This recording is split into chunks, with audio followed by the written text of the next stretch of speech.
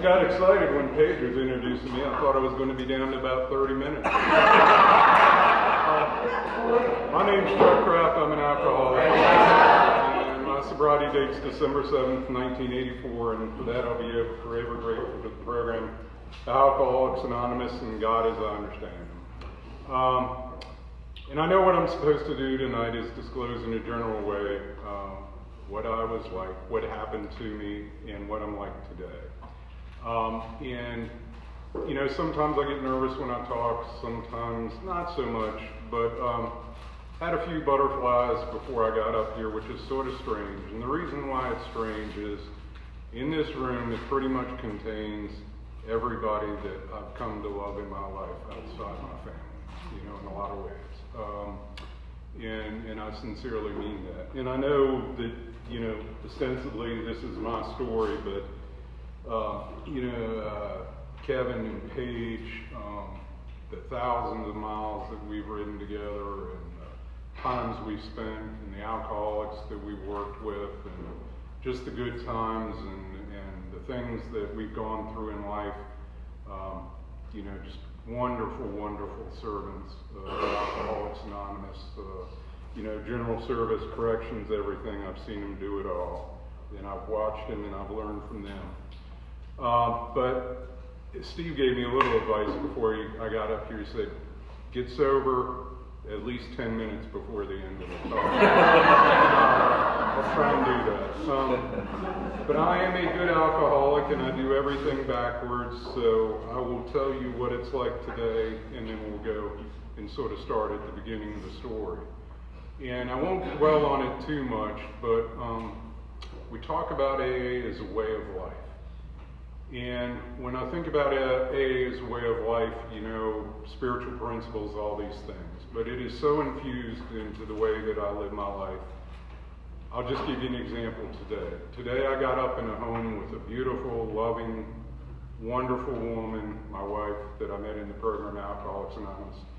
After we'd been in the same home group for five years without saying hello to each other. I want to get that right out there. I do absolutely respect the women's ability and need to recover in the program on their own course or whatever, but that is a blessing. And then I went to work, and when I went to work, there was somebody there working with me in the program Alcoholics Anonymous. And I went and I went to court and I did a case, and then I went to have lunch, and that lunch was prepared, a wonderful meal prepared by a member of Alcoholics Anonymous. And the first person I saw walking into that restaurant was a member of Alcoholics Anonymous. And I came here tonight, and I'm going to share this evening with you, and after this we'll probably go hear one of the children of some of our members singing in a band afterwards, and that is just the way my life is. And it's not because I block out the outside world, it's not because I don't participate in the outside world, it's just I've come to value these people and what they mean in my life. And I like people in Alcoholics Anonymous. I really do. You know, they are my people, and outside of my family, I can't imagine anybody else I'd want to spend time with. But the most important thing in terms of what life is like today is the spiritual connection that I have. You know, in our literature, Tony spoke last night and he hit on it, and I always try and hit on it in my talk, is that the book tells us that one of the purposes of the story is in the back of the book, which I try to do when I share my story, is sort of talk about how I developed my relationship with God, and I will try and get into that. But that is what allows me to live today and to function and to be the member in Alcoholics Anonymous that I try and be. All the other things can go away. When I get into my story, I've had highs, I've had lows, but at the end of the day, what Alcoholics Anonymous gave me was a second chance at life. And when I say a second chance at life, I never knew how to live life before I got here. It gave me a second chance at life, and it gave me a relationship with God that has stood the test of time all these years. But I did not get here by accident. I was born outside Washington, D.C. I was born into an absolutely wonderful home, loving parents. I remember spending the first year of my sobriety, I remember sitting on a bed in a halfway house, just trying to figure out why I was an alcoholic. And I was trying to wrap my mind around that, and you know, then the beauty of that line in our literature that men and women drink essentially because they like the effect produced by alcohol hit me, and then I knew. And that was all I needed to know. But I had no reason in my home to start drinking. My parents are still alive. Went to my mother's 90th birthday party last Thursday. I almost mortally injured myself playing Twister with my niece's 5-year-old daughter. And I mean, I was up almost laid up for 3 days. They ought to have a warning on that thing, not suitable for 60-year-old people. But I gave it a try. But they are still alive, and they are huge supporters of the program Alcoholics Anonymous. One important thing is that I did not know growing up that my family was riddled with alcoholism because I never really saw it. As it turns out, both my grandfathers were alcoholic, and when I say that, I mean we're not supposed to diagnose anybody else, but I'm actually named after one of my grandfathers who shot himself when I was 2 years of age. And my father, my aunt had and I won't try and be morbid, but my aunt had the suicide note for a number of years, and she passed away, and it came into my father's possession. And what was striking to me was reading the pain in that letter, that he had started drinking again. He didn't have the money to go back to the hospital. He thought that he'd let his family down, and he did not know what to do. To the best of my knowledge, he never found the rooms of Alcoholics Anonymous. And that was in Garner, North Carolina in 1965. My other grandfather was locked up for a number of months because of his alcoholism in an institution. And I can remember being a little kid, and I'd go spend the summers with him on his farm in Lexington, North Carolina. And it was a dry county at that point. But for some reason, he always told me the story that he had to burn fence posts on his cattle farm, and that the best way to burn a fence post was to go to the ABC store in the next county over and get a bunch of cardboard boxes and bring them back and pile them up against and that was the best way. That was the way you got rid of these old fence posts. Now that necessitated emptying a lot of those boxes from the ABC store. And I can remember my earliest memories of alcohol were he had all these sort of like commemorative decanters. He was in the VFW and American Legion, and he had these fancy ceramic whiskey containers, and I was always just drawn to that stuff. And the only time I ever really saw alcohol in my parents' home was my dad, in addition to his regular job, he would do taxes for some of his friends. And I'll get into why they traveled internationally, but one of his friends would always pay him with real Lowenbrau beer. And when I say real Lowenbrau beer from Germany that he brought back from Germany. And my father really didn't drink. So I would go down in the basement, and there would, on these metal shelves, there would just be these rows and rows of, like, I guess 6-packs of Lowenbrau beer with the little green bottles with the foil tops, and they would sort of sweat in the summer, and I so wanted to get them. I really did, or whatever, but I had a habit of getting in trouble a lot when I was little, and I wasn't trying to add to that. But that was sort of the beginning of my fascination with what alcohol was. The only time I ever really saw either of my parents drink at that point was I was in elementary school, and my oldest sister was a good bit older than me. And I came home, and she and my mom had really been fighting for a while. I think she was hitting her teenage years.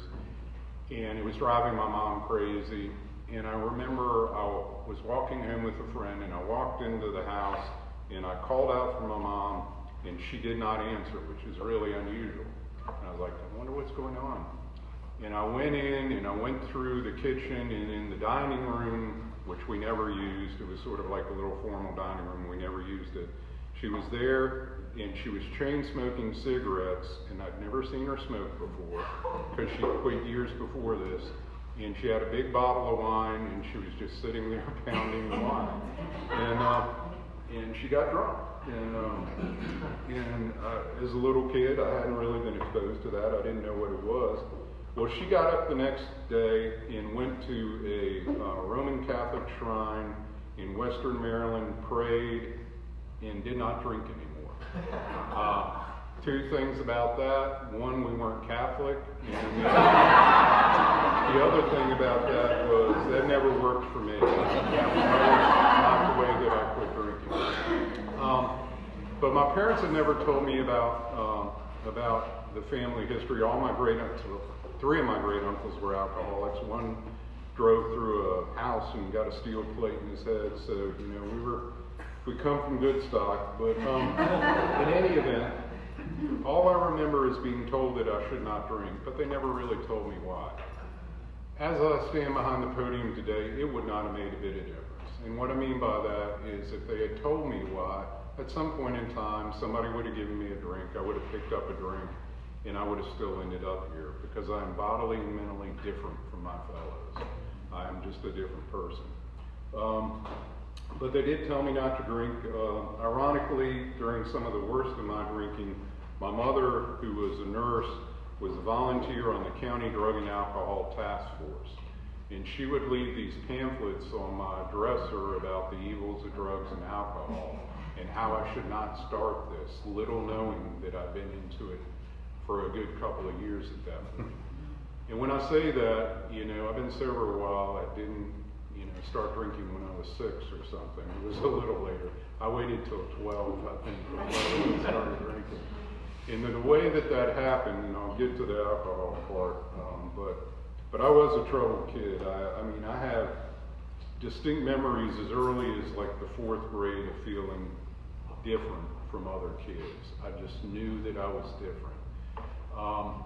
That got reinforced. I liked to fight a lot, and thought I was good at it until I hit one guy in the head, and his head didn't move, and I knew I was in trouble. But, as a result of that, it takes talent to get asked to leave public school, but I got asked to leave public school in the 4th grade. And I can remember the day, still have that memory. Miss Myatt, the principal, called my parents down to school. And back then I was sort of terrified of my dad. And they called them down to the school, and she highly suggested that they find another placement for me. So I went to, after public school, I went to a Lutheran school for 2 years. So as part of my journey to my relationship with God, I'll just give you a quick synopsis. I was baptized Moravian, grew up in the Episcopal Church, went to a Lutheran school for 2 years, a Catholic boys' school for 3 years, confirmed in a non-denominational church in Tokyo, Japan, and then ultimately, I'm a Methodist now. And along the lines, you know, on a more serious note, one of the reasons why this night is so important to me, you know, in terms of Kevin and Paige and everything, is the program, and the program played a role in my relationship with this church. Before the meeting, I went and spent a little time in the sanctuary. I was married in this church. My child was baptized in this church. I can remember sitting on those pews for years. And all that came through the program Alcoholics Anonymous. I would not have been there otherwise. But I moved far, far away to Red Oak, and now we go to Nashville Methodist Church. But, so we don't attend over here anymore. But the way that the first drink came about was, in addition to feeling different, that really got reinforced in the 6th grade. I'd been in that Lutheran school for 2 years.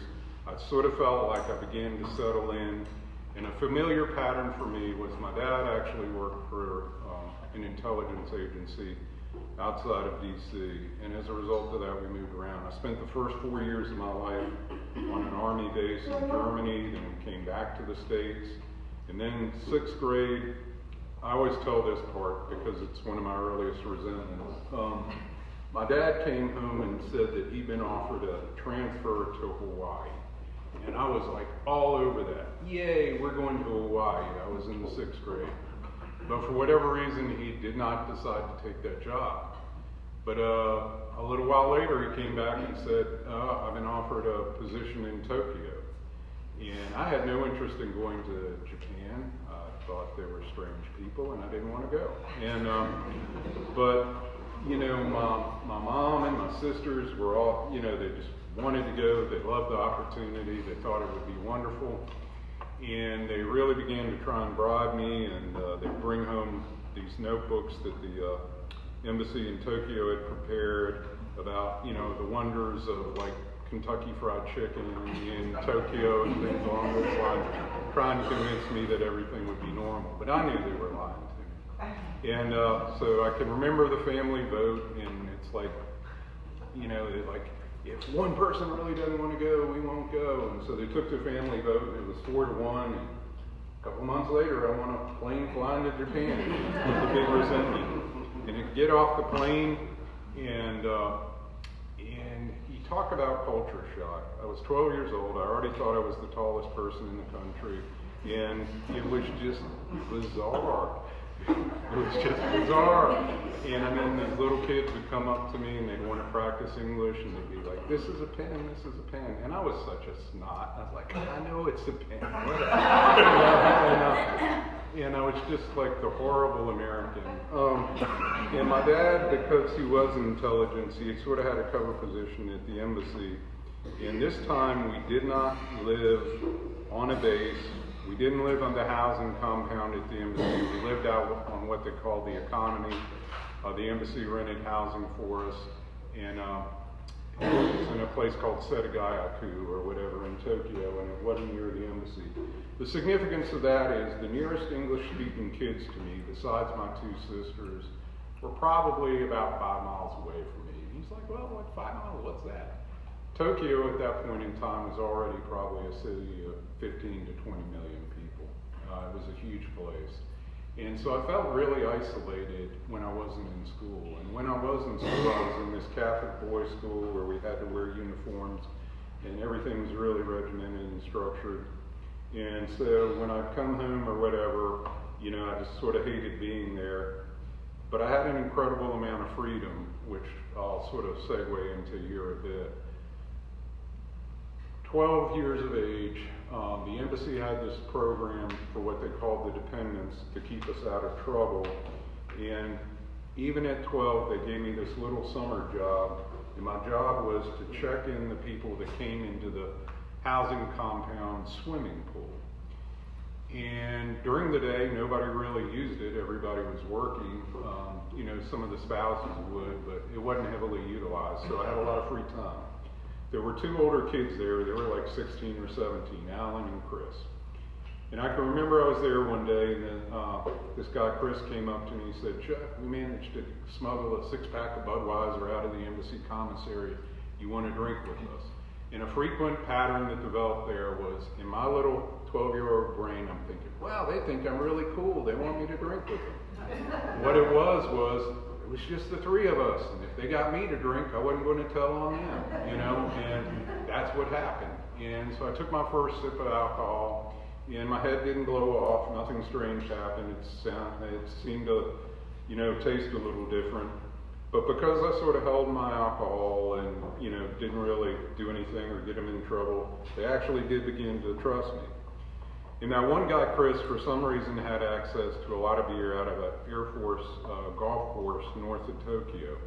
And we'd ride up there a lot on the train or whatever, and he'd put me in the golf cart. It's almost like he adopted me as like a little brother, and we'd wheel around the golf course or whatever. And he had all this beer, and we'd sit at various points on the golf course or whatever and drink. Never really got in trouble. Like I said, seemingly had a pretty decent tolerance from the beginning.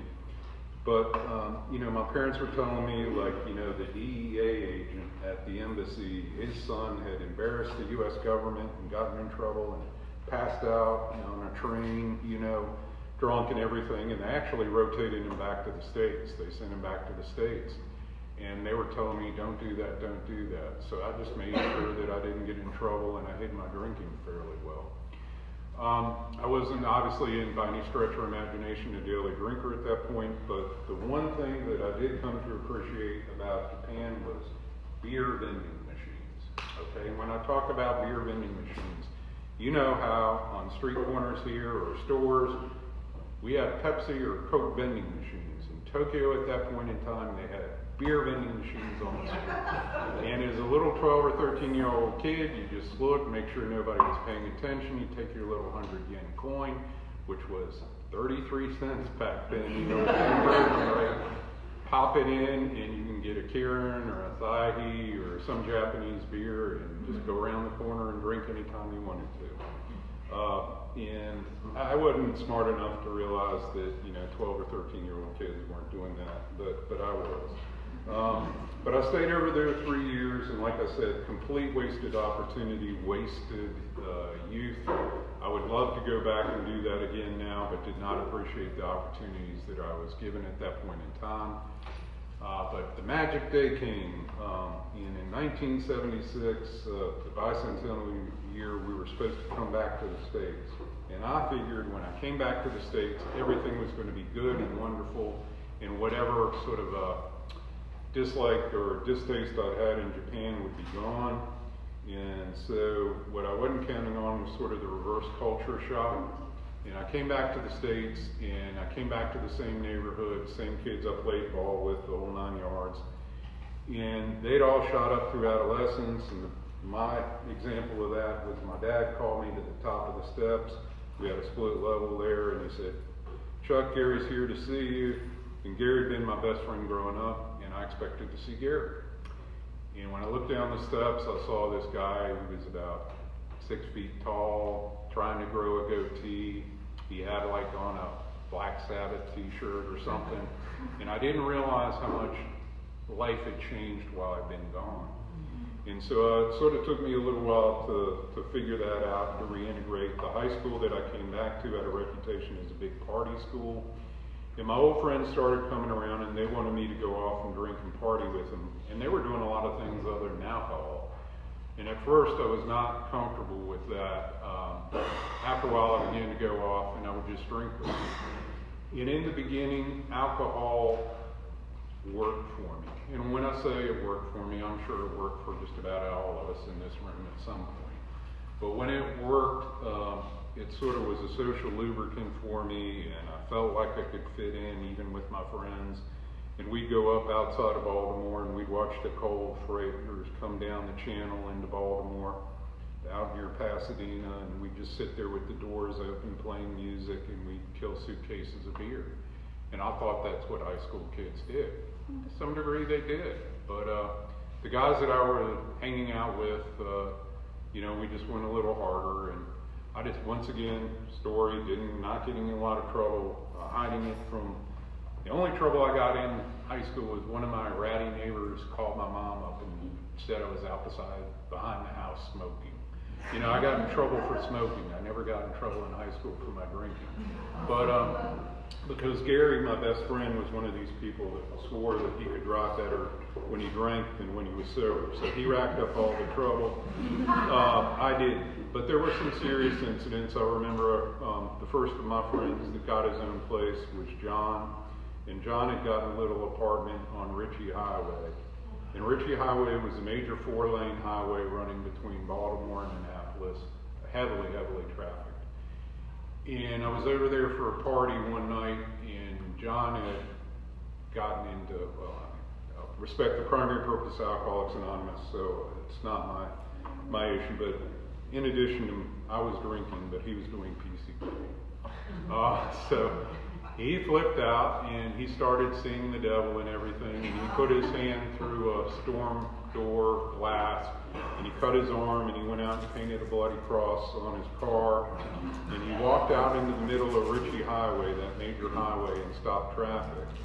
And we went out and got him and brought him back, and when he went in the house, people started leaving quickly because John had a lot of guns in the house, and they were afraid about that combination of PCP, the devil, and guns. It didn't sound like that combination. So, but I didn't think that it was cool to leave John there by himself. So I was the only one that stayed with him because the county police came and the ambulance came and everything. And the county police told me, oh, we have you under investigation. We know what you're up to. We know what you're doing. And that sobered me up for probably a good 24 hours. What I was doing before. But there was stuff like that going on, but the actual love affair with alcohol started in college. And the way that I actually picked my college was related to my drinking as well. I'd lost all ambition in high school. I'd always been a good student. I'd been placed in gifted and talented programs and things in Maryland. But the guidance counselor called me in and asked what I wanted to do with my life. And I looked at her with all seriousness and I said I wanted to move to Alaska and pan for gold. And this was before all the National Geographic shows. But the reason why I did that was in my mind, I was like, I can go to Alaska, nobody will bother me, I won't bother anybody else, and I can drink and party and do whatever I want to, and live the life that I want to live. But she wasn't impressed with that. She said I needed to go to college. My mom was all over me to go to college. So my mom had to, once again, wasted opportunities, being a snot, just absolute self-centeredness. The way that I ended up going to college, my mom bribed me. She said, if you fill out 6 of these college applications, I will give you $50. And $50 back in the late 70s, early 80s was some decent money to go on a weekend with. And I was like, all right. So I filled out these college applications, and that's all I thought about it until I started getting these acceptance letters back. And I'm going through these catalogs, and one jumped out at me, and it was in upstate New York. And the beauty of that school was between freshman year of high school, senior year of high school and freshman year of college, they had this program. The idea was that you would go, you'd get some extra credits, you'd be acclimated and prepared before everybody else showed up, and you could graduate early. That's what the program was supposed to be about. What I saw was 18, New York. Maryland had a bifurcated drinking age.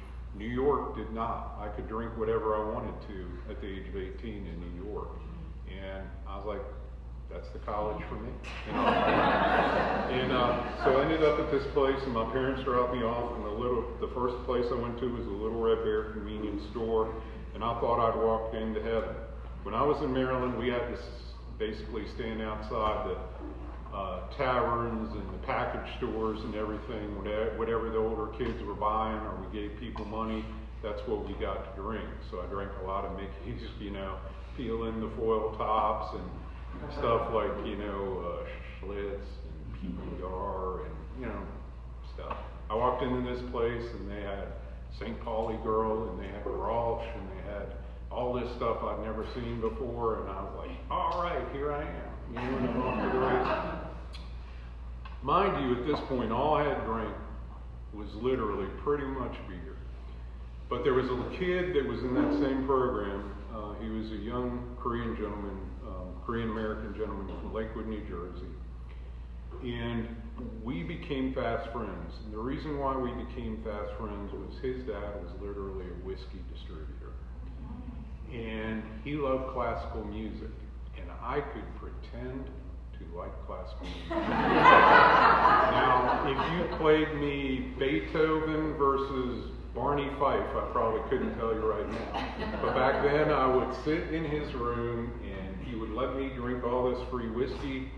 And as long as I said I like that, or we talk about this composer or whatever, I could sit there all afternoon or evening and just get as drunk as I wanted to. So I was beginning to drink whiskey. And then he had a buddy of his that came in from the same hometown, Lakewood. And this guy had been recruited to play quarterback on the football team. And back then, it was an Ivy League school, but back then, all the freshmen basically did not play on the varsity teams.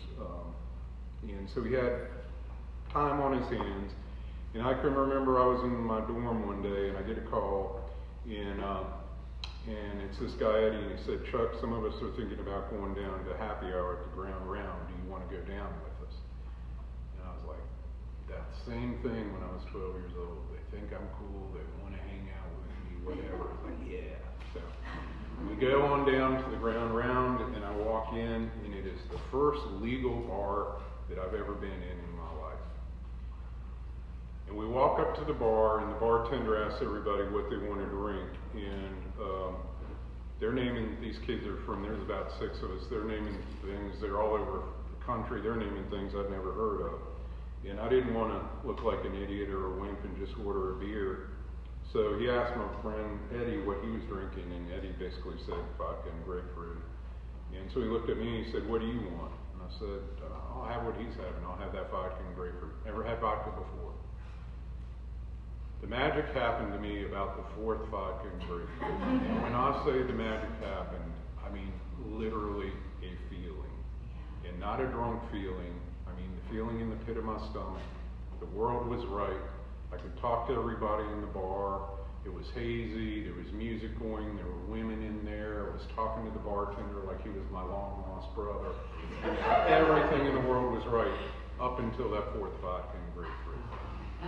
You all know the rest of the story. If it's that good at the 4th drink, I'm going to keep going. And I had 14 vodka and grapefruit to the point that I passed out in the bathroom, thrown up all over myself, pants down, the whole 9 yards. So my friends scooped me up, cleaned me up, put me in a car. And it so happened that the guy that I was riding, in the way the campus was, and I'll try and get separated in the silence game, but the way that the campus was downtown, I think it was here, and then the campus was way up on a hill. And so it's no longer happy hour, and I'm in this guy's convertible, leaning out the side of the convertible, and there was a huge national cash register factory in the town at that time. And they're all letting out of work, and they're coming this way, and we're going back up the hill, and I'm getting sick all the way back up the hill. And it was just a disgusting sight. But they pour me in bed. A normal person would wake up the next morning or come to and say, don't do that, stay away from the vodka, whatever. But all I could remember was the magic of that 4th drink, and I wanted to get back. Well, the guys that I was in my dorm, one by one, got into academics or athletics or their girlfriends or whatever they were supposed to do. And at the end, it was just sort of me and Eddie drinking the way that we like to drink. And the way that we would do it was we had a little plastic trash can, you know, one of those ones, not even kitchen size, but bathroom size, about that big, and we put a plastic liner in there. And we would mix up our liquor, and, you know, we'd have our plastic cups, and we'd come back from class, and we would kill the trash can. Sometimes other people on the hall would help us kill the trash can, but a lot of times it was just sort of us. Another warning sign, Eddie drank himself out of school freshman year. Eddie was a bright kid. He was an electrical engineering major. He had like over 1,200 SAT scores, and that meant something back then. And he was a bright kid, but he drank himself out. And I took a look at his obituary about 5 years ago, and he really took himself out drinking. You know, he died from this disease. But he was gone, so like any self-respecting alcoholic, there were 2 other guys in the hall that we never saw come out of their room. We would just see like puffs of smoke come out from under the door every once in a while. And one day I was walking down the hall and the door opened and they invited me in and I went in. And I didn't come out for a while. And, they invited me to move off campus and I did. In sophomore year, they were a year ahead of me. They were juniors. 10 of us moved off campus. There were 5 guys and 5 women, all who were on the women's gymnastics team. Just bizarre to me. They all were about 80 or 90 pounds, but they drank and partied the way that we did. And even in that house where there was that much partying going on, 2 of the guys came to me and said, you know, they were doing what Dean would refer to maybe as some illegal merchandising out of that house. And they came to me and said, slow down, you're drawing too much attention to us, you need to stop. And I told them exactly where they could go and what they could do because they did not understand the answer that alcohol had become for me.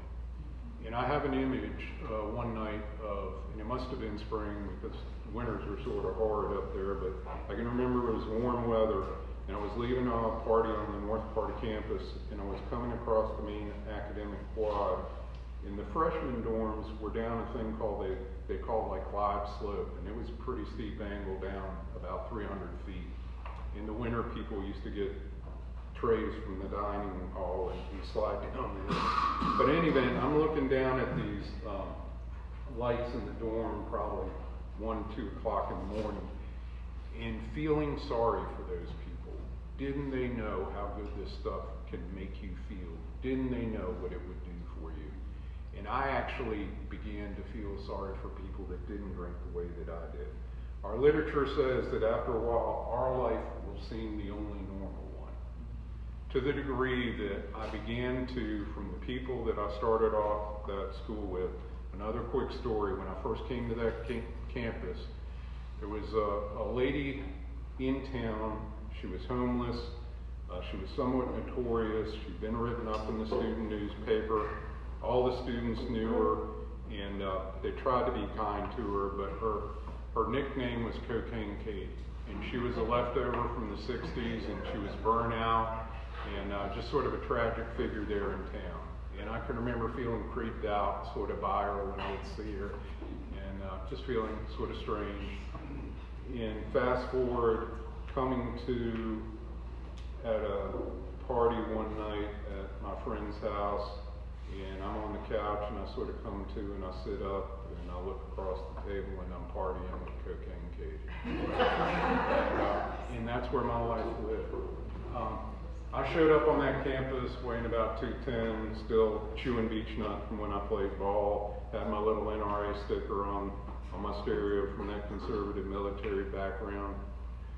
4 years later, I weighed 168 pounds, I had a goatee, I had a bandana, and I was a mess. But I could not look in the mirror and see that. Nobody could tell me that. I got to the point where I wasn't going to class a lot, but my parents, once again, had no idea that I needed help. My dad had been transferred back over to Germany at this point in time.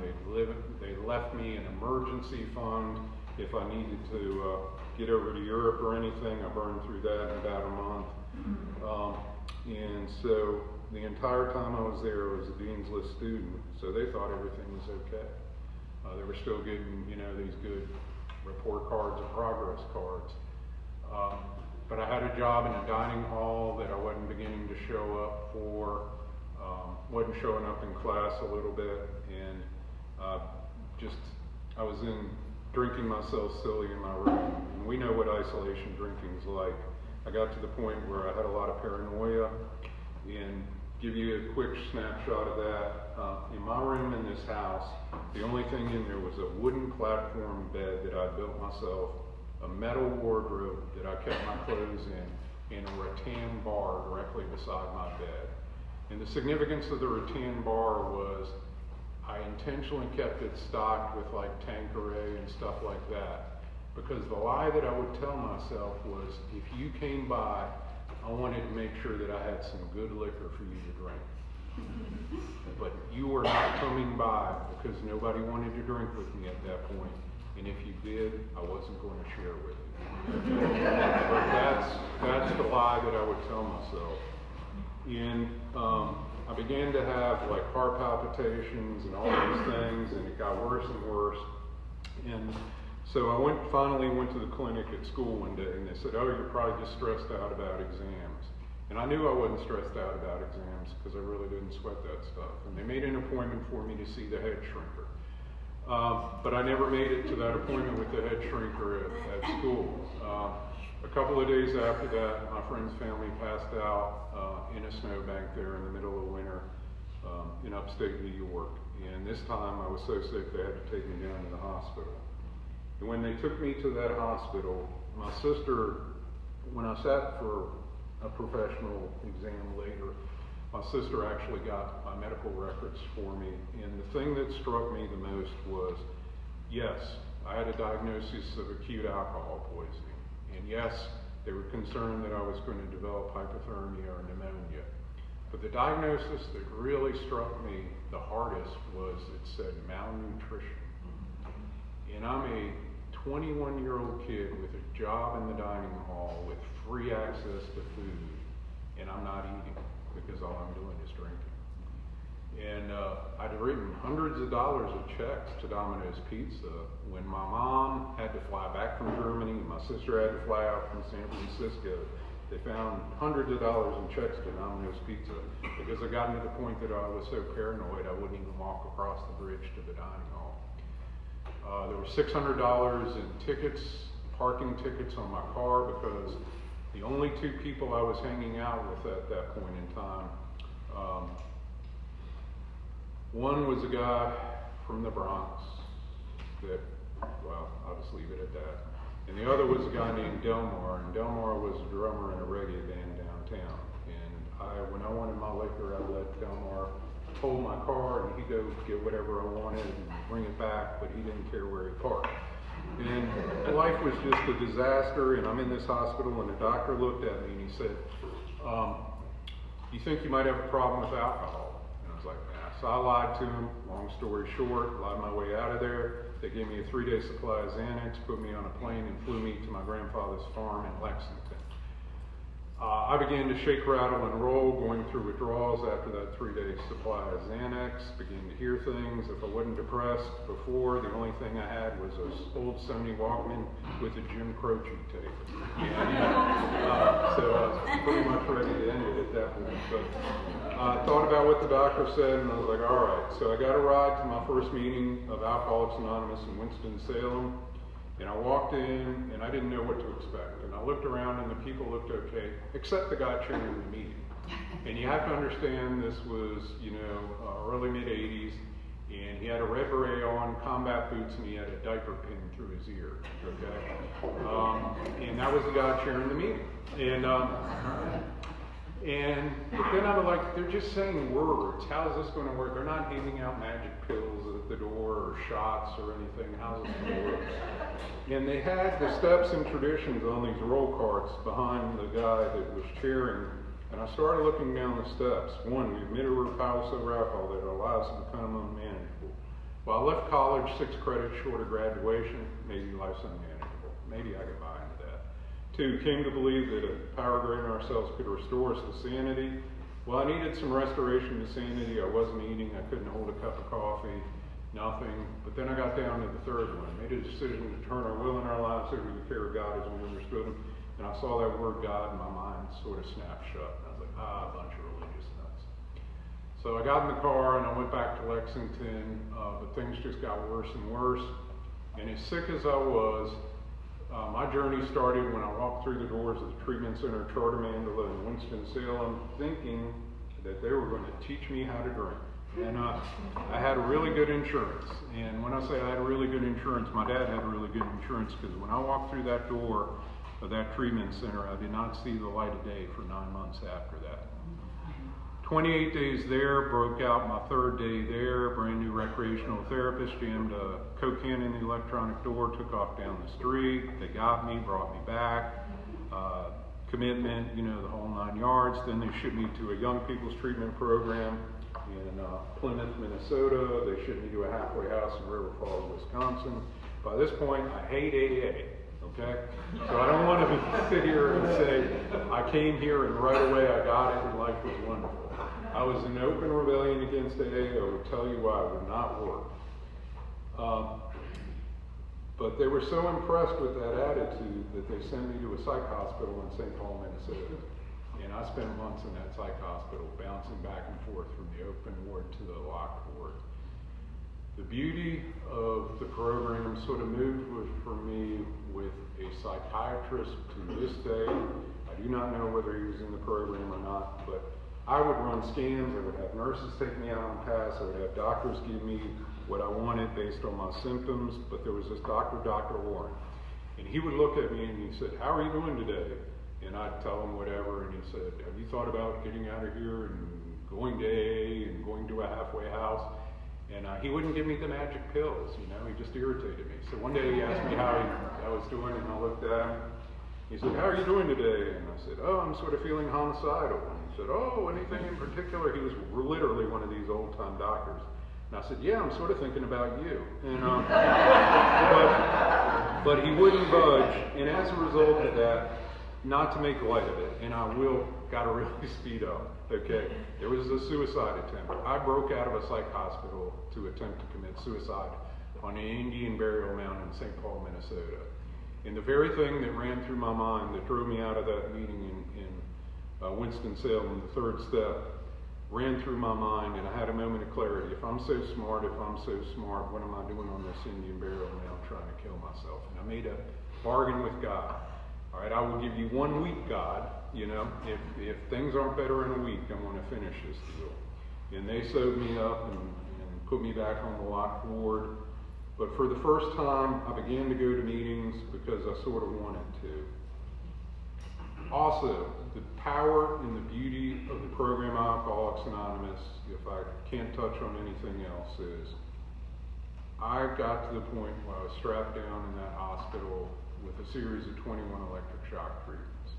I can't tell you a lot about the last year of my drinking because that memory is gone. But as a result of that, the weird thing was it didn't change my attitude, didn't change my approach to whether I wanted to drink or not or anything else. It just sort of wiped the memory out. But the beauty of the program Alcoholics Anonymous is once I began to trust God, once I began to go to meetings, once I went to a halfway house because I wanted to go to a halfway house, once I got a sponsor, once I started working the steps, a little over 3 years from being strapped down on that table getting those electric shock treatments, I walked through the doors of the law school at Carolina, and I graduated 3 years later, thanks to the program Alcoholics Anonymous. Great sponsorship, found a new home group when I came back to North Carolina. Started off in the Big Book group. Jim will remember the Big Group, obviously, and you know, the wonderful people in the Big Book group, Dave Cook and Hoss Hagwood, who was a wonderful sponsor for me. Just, well, people love me in the program Alcoholics Anonymous when I could not love myself, when I was new and young. I can remember doing a fist up. My first sponsor was Albert Reed, and he was a professor at NC State, and I thought he was ancient. He was probably like 60 or something. But, you know, I was probably 24, 25 at that point. And I was doing this fist up with him, and I'm laying out all this horrible stuff, and I think he's going to never talk to me again. And he looks at me and says, "Chuck, me and the wife are going to go down in the basement and eat some ice cream and watch some old movies. Do you want to watch some old movies with us?" I had no interest in watching old movies with them. But it was the love that they were showing me, and the lack of judgment, and just everything I found in Alcoholics Anonymous. And I worked through the steps. The first 3 steps sort of happened in some fashion, even on that Indian burial mound. But doing the 4th and 5th step with sponsors, and then, you know, 6 and 7, Steve, I know, emphasizes this, is real work happens, you know. Those defects and shortcomings are what potentially are going to take me back to the drink. I can remember looking at the 6th, well, I would not let go of all my defects of character. But when I was honest and those patterns were reflected to me in the 5th step with good sponsorship, I realized all I wanted to do was hold on to my character defects. That's what made me feel safe. And it took a long time to sort of work through those and ask God to help me with them. I did as much as I could, and God obviously had to do the rest. I don't, by any stretch of the imagination, want to sit here and say that I'm cured or everything's wonderful at this point, but it was part of that journey.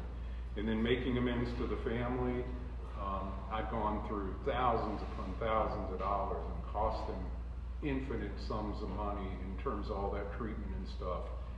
And the weird thing is, you know, that relationship with my father, who I was scared to death of, and I won't go into all the details, but as a result of my getting sober, he went through a family program, and we have a relationship now where I call him every day.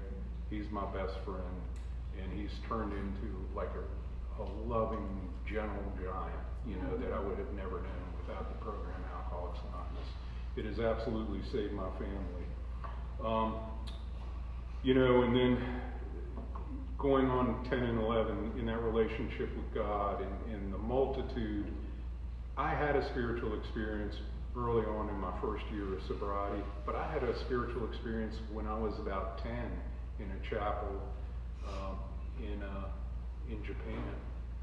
But that didn't change my life the way that the spiritual experiences that I've had in the program Alcoholics Anonymous have. And I can remember that first year feeling like God was almost on my shoulder carrying me through.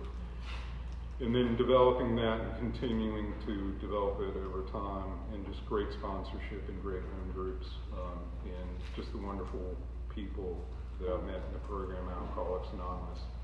Got very active in prison work, and just that has kept me sober.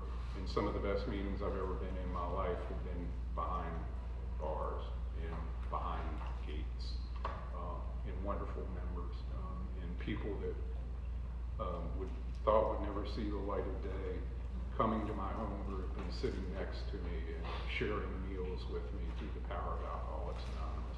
There are nothing but miracles in this place if you open your eyes and you're willing to do it. As always, I've run over, but I will end it this way, and I'm sorry, but I could go for a while, but y'all got better things to do. But in any event, the way that I try and always end my story is and genuinely, I can't say enough about AA, but 38 years ago, being in that mental institution, in the day room, they would bring a cart around with our meals. And everybody got the same meals, and they got the same fake Kool-Aid. But they would give us this little card and a little golf pencil. And on that little card, there were two things that you could circle. My choices in life at that point consisted of circling which of two desserts I would get the next day. And if they had that little square piece of chocolate cake and I got to circle that, that was a good day. 38 years ago, I was living to circle whether I was going to get chocolate cake or not. Life does not have to be like that for me, and it doesn't have to be like that for you. But like I say, pretty much everybody I know and love is here, and it's been wonderful, and thank you for asking me.